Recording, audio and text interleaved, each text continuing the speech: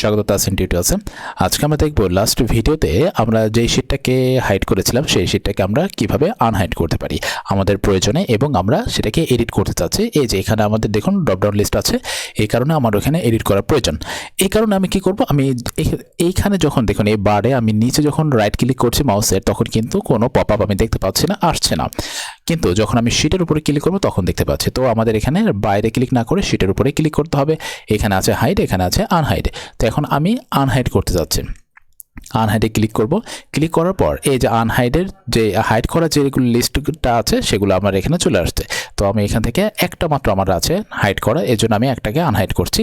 যদি আমাদের এখানে একাধিক হাইড করা থাকতো তাহলে আমরা সেভাবে নিজের পছন্দ মতো আমরা সিলেক্ট করতে পারতাম। তো এখন আমি শুধুমাত্র মান্থ নেম এটাকে আনহাইড করতে চাচ্ছি। তো এখন এটাকে সিলেক্ট করার পর আমরা ওকে দেব।